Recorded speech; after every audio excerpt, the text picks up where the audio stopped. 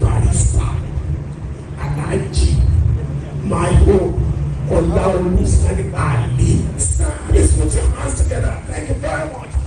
Thank you very much. Looking at him as a very flexible man when it comes to law. This man is a guru. But it's under Nigeria Constitution, Section 6 of Section 22, Article 3, Line 4. 1999 Constitution has amended the Kotowa Beg. You are welcome, the Kotowa Beg. Hello, car. Son, under Nigerian Constitution, Section 2, Article 3, Subsection 35, 1999 has amended the Kotowa Beg. You are welcome, calling.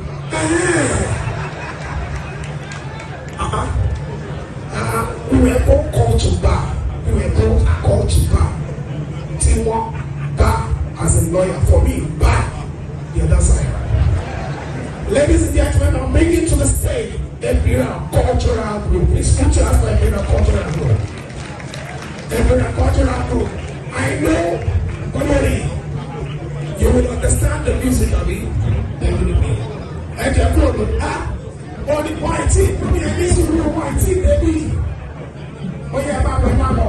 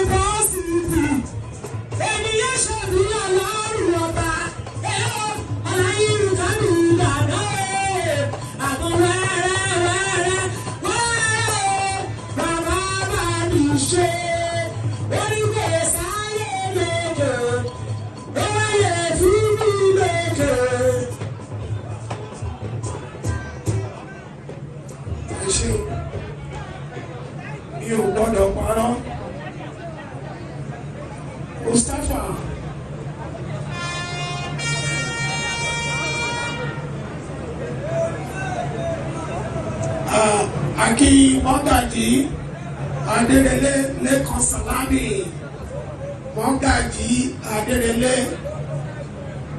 ọmọ Mọ́gàjí Adérẹlé Ìbàdàn májàmájà tó fi kára wájú lẹ́rú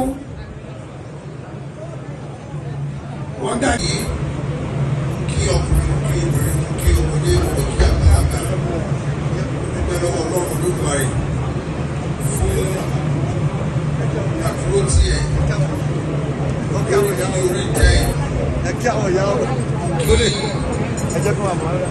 orí adé tó wà ní ìkàlẹ̀.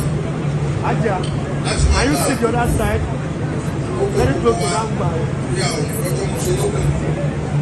Kí gbogbo orí adé mú kí gbogbo ìgbàlápátá. Very close to that. Àbájọ́ kí gbogbo àwọn ẹgbẹ́ bí. Látòrí ìṣòkò. Ọmọọba aláìkùn. Ìṣòkò Akíbọ́lá Adébóyè Ognwusi. Mo kí gbogbo yìí. Lápapọ̀. Kí ọmọọba Adétúnjí Ognwusi.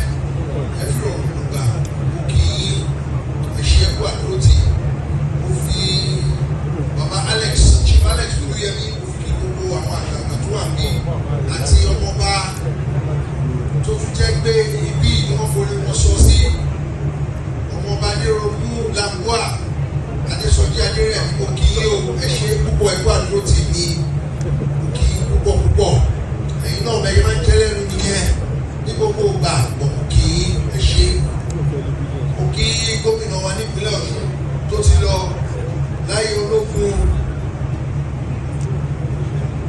ṣe rí bí wọ́n sì dúró dáadáa táwọn máa gbàgbé àwọn ni wọ́n ṣe gómìnà láyé ológun gbà ẹ bá mi pàdé fún gómìnà nígbà ẹ bá mi pàdé fún ọ ilé náà lọ padà wá Bámgbóyè mo kí yín àdúrà gbé mi àdúrà yẹn máa gbé gbogbo wa lọ ní o àdúrà yín náà ti gbà ẹ̀yin ni gómìnà ìpínlẹ̀ Ọ̀ṣun ẹ̀ẹ́dẹ̀ dúró dáadáa èmi náà ti dáná yín nílò ní báyìí o kò síbi tẹ́ máa tì mí sí báyìí mo ti dáná yín kí gbogbo yín ẹ̀ ṣe púpọ̀ mo kí àwọn ẹbí olórí mi látòrí ìyá wa rísíkátò ànákò mo kí gbogbo yín mo kí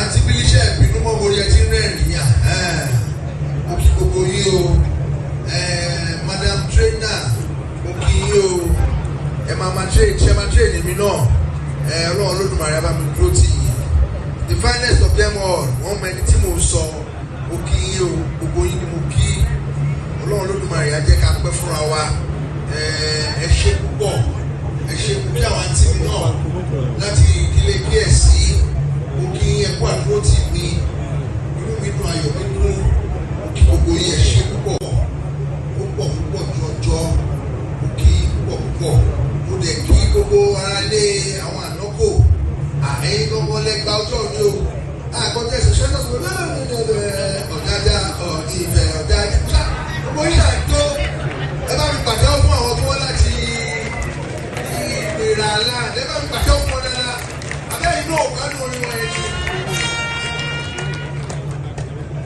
mo dúpẹ́ lọ́wọ́ Ọlọ́run fún àjọṣepọ̀ wa tó ti bẹ̀rẹ̀ sí múnádóko mo dúpẹ́ púpọ̀. Lákòótọ́ mo máa sọ èdè Gẹ̀ẹ́sì torí àwọn tó wà níbí